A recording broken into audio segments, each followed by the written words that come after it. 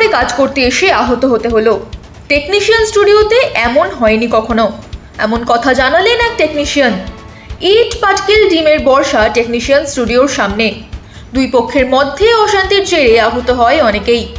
গুরুতর আহত একজনকে নিয়ে যাওয়া হয় হাসপাতালে। গতকাল একটি মিটিংয়ে ফেডারেশন ভেঙে দেন টালিগঞ্জের বিজেপি বিধায়ক পাপিয়া অধিকারী। বাবাই ও হাসান নামে ফেডারেশনের দুইজনকে পদ ছাড়তে বলা হয়। আর এরপরই আজ সকালে টেকনিশিয়ান স্টুডিওতে ফেডারেশনের এক মিটিংয়ে শুরু হয় গোলযোগ, অশান্তি এড়াতে টেকনিশিয়ান স্টুডিও থেকে স্থানীয় ভরার মাঠে নিয়ে যাওয়া হলে সেখানে অশান্তি আরও বেড়ে যায়। বিক্ষোভকারীদের মধ্যে একাংশের দাবি ওই দুই ফেডারেশনের ব্যক্তি পদ ধরে রাখতে ইচ্ছাকৃত বিক্ষোভ বাঁধাচ্ছে। অন্যদিকে অভিযোগ, যারা বিক্ষোভ করছে তাদের কেউ গিল্ডের সদস্যই নয়। অশান্তি সামাল দিতে শেষমেশ মাঠে আসতে হয় পুলিশকে। টালিগঞ্জের বিধায়ক পাপিয়া অধিকারীর উপর ভরসা এখন টেকনিশিয়ানদের। কিছুজন মুখ্যমন্ত্রীকে ব্যাপারটি দেখার জন্য অনুরোধ করেছেন।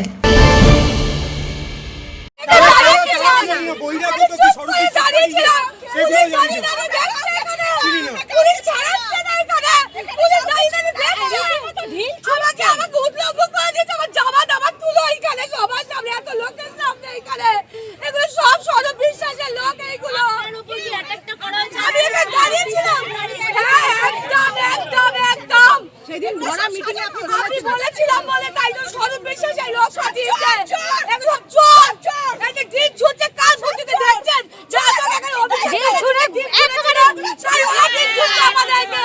আপনারা জানেন হয়তো বিগত আমরা সিএমের হস্তক্ষেপ আমাদের থেকে 7.5% কাটার জন্য যে চক্র কাজ করছিল সেটা যাদের নেতৃত্বে আটকানো হয়েছে ঠিক তাদের নাম করে আজকে বর্তমান যারা চালাচ্ছে তারা তাদের নাম করছে। ইচ্ছাকৃতভাবে তাদের নামগুলো কেন বলছে?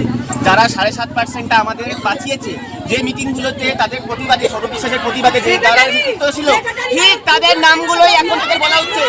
এই নাম তাদেরকে দেওয়া হয়েছে, এই নামগুলো তাদের দেওয়া হয়েছে।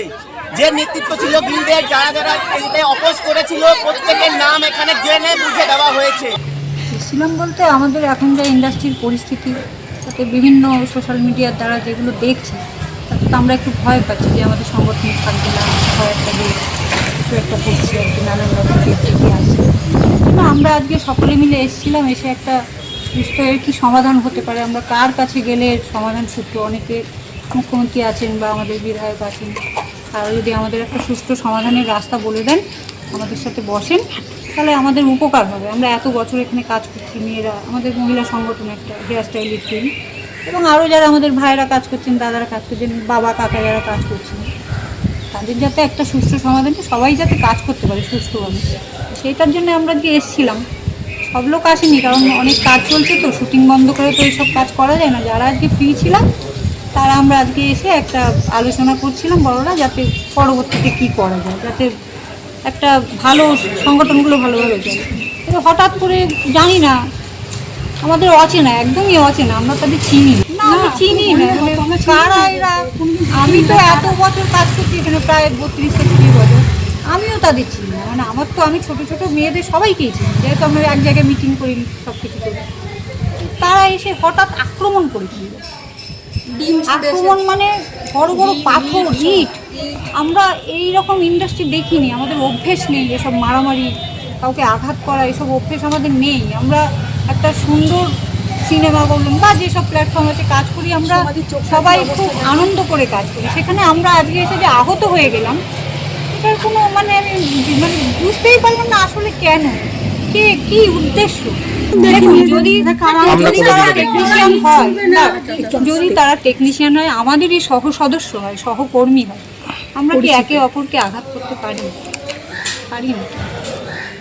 তাহলে তার সেই পরিচয়পত্রটা দেখাক, আমারও অধিকার আছে কাজ করার, আমাদের সেই পরিচয়পত্র আছে, তাহলে সেটা তো তাদের দেখিয়ে যে আমাদের কাজ করতে দেওয়া হোক বা কিছু। তারা তো সেটা করলেন না। তারা কি করলেন, কোথাও থেকে বাজার থেকে নোংরা জিনিসপত্র, ডিম এসব নিয়ে এসে সবাইকে মাখিয়ে দিলেন, ছুড়লেন, আঘাত করলেন। এতে কিছুই হলো না, মানুষের সাথে মানুষের যুদ্ধ। এখন আমরা রাজনীতি শিখিনি, রাজনীতি জানি না, তাহলে আমরা সেই প্ল্যাটফর্মেই কাজ করতাম। আমরা কেউ রাজনীতি করি না, আজীবন করি।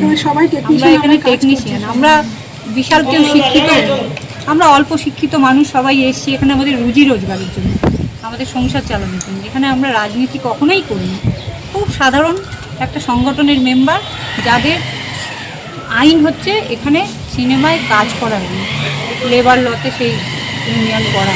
আজকে আমরা এইটা আশা করিনি যে আমাদের এখানে এসে নিজেদের সমাধান সূত্র বের করতে এসে একটা ভালো জায়গা খুঁজতে এসে আমরা এখানে মার খেয়ে বাড়ি। আমরা তো বলেইছি অলরেডি যে আমরা সর্বোচ্চ যিনি আমাদের অভিভাবক মুখ্যমন্ত্রী, তিনি যদি আমাদের কথাটা, আমাদের কয়েক হাজার, প্রায় 6,000 আমাদের টেকনিশিয়ান, তাদের কথা যদি একটু শোনেন তাহলে আমাদের খুব উপকার হবে, ফ্যামিলিগুলো বেঁচে যাবে। এত মানুষ, 6,000 টেকনিশিয়ানের সাথে তাদের পরিবার, কত মানুষ বলুন, তারা যাবে কোথায়?